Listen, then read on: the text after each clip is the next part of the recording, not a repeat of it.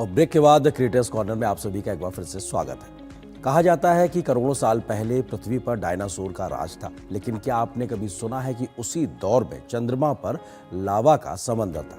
शायद नहीं। आज हम आपको बताने वाले हैं एक ऐसा रहस्य जो आपको हैरान कर देगा। करीब 50 लाख साल पहले चंद्रमा से लाए गए एक पत्थर से टूटने के वैज्ञानिकों को 4.5 अरब साल पुराना एक बड़ा राज पता चला कि कभी चंद्रमा पर लावा का विशाल समंदर हुआ करता था।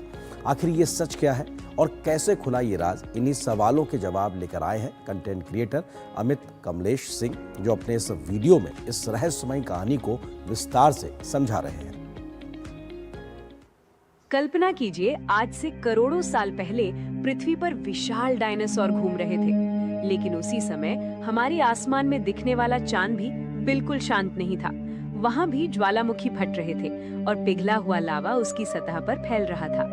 हाँ, ये सुनने में अजीब लगता है, लेकिन वैज्ञानिक प्रमाण बताते हैं कि जब पृथ्वी पर डायनासोर जीवित थे, तब चांद के अंदर भी ज्वालामुखीय गतिविधि हो रही थी। चांद की सतह पर जो काले काले धब्बे हमें दिखाई देते हैं, उन्हें लूनर मारिया कहा जाता है। ये वास्तव में बहुत बड़े मैदान हैं, जो अरबों साल पहले निकले हुए लावा से बने थे। जब किसी बड़े उल्कापिंड ने चांद से टकराकर विशाल गड्ढे बनाए, तो बाद में चांद के अंदर से पिघला हुआ बेसाल्टिक लावा इन गड्ढों में भर गया। लावा धीरे धीरे ठंडा होकर पत्थर बन गया और आज हमें ये काले मैदान दिखाई देते हैं। वैज्ञानिकों के अनुसार चांद पर ज्वालामुखी गतिविधि लगभग 4 अरब साल पहले शुरू हुई थी। उस समय चांद का अंदरूनी हिस्सा बहुत ज्यादा गर्म था, इसलिए लावा आसानी से सतह तक पहुंच जाता था। लेकिन सबसे दिलचस्प बात यह है कि चांद की ये ज्वालामुखीय गतिविधि बहुत लंबे समय तक चलती रही। जब नासा का अपोलो प्रोग्राम 1969 से 1972 के बीच चांद पर गया, तो अंतरिक्ष यात्री वहां से कई चट्टानों के नमूने लेकर आए। इन चट्टानों की वैज्ञानिकों ने रेडियोमेट्रिक डेटिंग की। इस तकनीक से पता चला कि चांद की कुछ ज्वालामुखीय चट्टानें केवल 10 करोड़ साल पुरानी हैं। अब ध्यान दीजिए, पृथ्वी पर डायनासोर लगभग 30 करोड़ साल पहले से 6.6 करोड़ साल पहले तक मौजूद थे। इसका मतलब ये हुआ कि जब पृथ्वी पर डायनासोर जंगलों में घूम रहे थे, उसी समय चांद की कुछ हिस्सों में अभी भी लावा बह रहा था। हालांकि चांद पर ज्वालामुखी पृथ्वी की तरह पहाड़ों से विस्फोट करके नहीं फटते थे।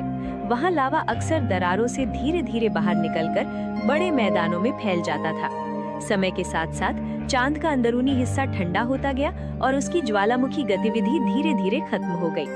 आज चांद को वैज्ञानिक जियोलॉजिकली इनएक्टिव यानी लगभग मृत खगोलीय पिंड मानते हैं। वहां अब कोई सक्रिय ज्वालामुखी नहीं है।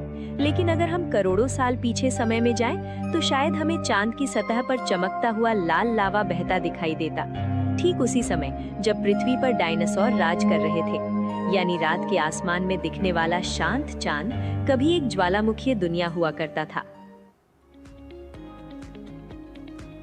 तो इसी के साथ आज के क्रिएटर्स कॉर्नर के क्रिएटिव एपिसोड में इतना।